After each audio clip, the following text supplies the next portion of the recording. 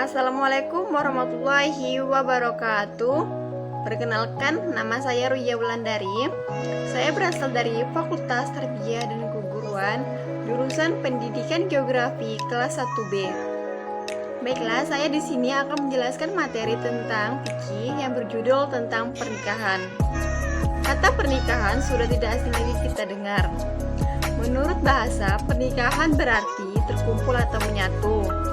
Sedangkan menurut istilah berarti akad nikah atau ijab qabul yang menghalalkan suatu hubungan antara laki-laki dengan perempuan yang mengikat suatu kata-kata, hak dan kewajiban sesuai dengan syariat Islam. Baiklah, kita masuk kepada hukum pernikahan. Menurut sebagian besar ulama, hukum pernikahan adalah mubah, yang artinya apabila dikerjakan tidak mendapat pahala dan apabila tidak dikerjakan tidak mendapat dosa. Menurut pendapat lain juga ada beranggapan bahwa pernikahan hukumnya sunnah. Apabila dikerjakan mendapat pahala dan apabila tidak dikerjakan tidak mendapat dosa. Hukum pernikahan banyak sekali sesuai dengan kondisi yang terjadi. Hukum pernikahan bisa menjadi wajib, sunnah, mubah, makruh, ataupun haram. Baiklah, kita masuk kepada pernikahan yang dihukumi sunnah. Hukum yang akan menikah akan berubah menjadi sunnah apabila seseorang ingin melakukan pernikahan tersebut mampu menikah dalam kesepian jasmani, rohani, mental, maupun materi, dan mampu menahan perbuatan zina walaupun dia tidak menyegerakan pernikahan tersebut. Yang kedua, pernikahan yang dihukumi wajib.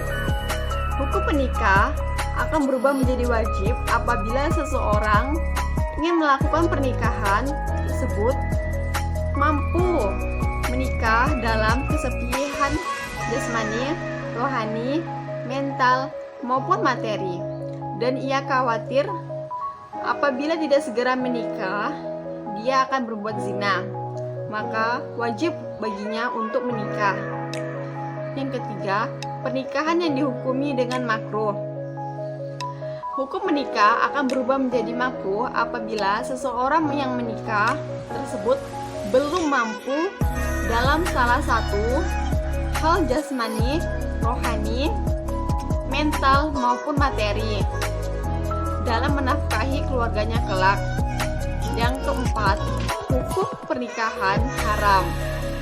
Hukum menikah berubah menjadi haram apabila seseorang melakukan pernikahan tersebut bermaksud untuk menyakiti salah satu pihak dari calon mempelai, baik menyakiti jasmani, rohani, mental, ataupun material. Di dalam pernikahan terdapat syarat-syarat pernikahan. Yang pertama, rukun pernikahan. Rukun pernikahan adanya pengantin laki-laki, adanya pengantin perempuan, terdapat wali, terdapat saksi minimal 2, terdapat mahar, dan adanya ijab dan qabul. Yang kedua, syarat-syarat ijab dan qabul. Yang pertama, ucapan sesuai dengan ijab dan qabul. Yang kedua, tidak ada perkataan sindiran. Yang ketiga, menyebutkan nama calon istri. Yang keempat, diucapkan oleh wali atau wakil pernikahan. Dan yang kelima, dilafalkan oleh suami. Di dalam pernikahan terdapat tujuan pernikahan. Ada banyak sekali tujuan pernikahan. Yang pertama, untuk memenuhi tuntutan naluri manusia yang asasi. Yang kedua, untuk membentengi akhlak yang luhur dan untuk menduduk pandangan. Yang ketiga, untuk menegakkan rumah tangga yang islami. Yang keempat, untuk meningkatkan ibadah kepada Allah. Dan yang kelima, untuk memperoleh keturunan yang soleha atau yang soleh. Adapun di dalam pernikahan, perempuan yang haram dinikahi seperti anak perempuan dari keturunannya.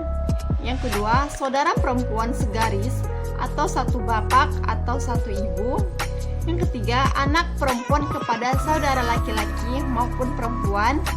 Yang keempat, perempuan yang haram dinikahi karena saudara persusuan. Dan yang terakhir, anak perempuan kepada saudara laki-laki atau perempuan. Sekian yang dapat saya sampaikan. Apabila saya salah dalam menyampaikan, saya mohon maaf. Saya akhiri dengan Assalamualaikum warahmatullahi wabarakatuh.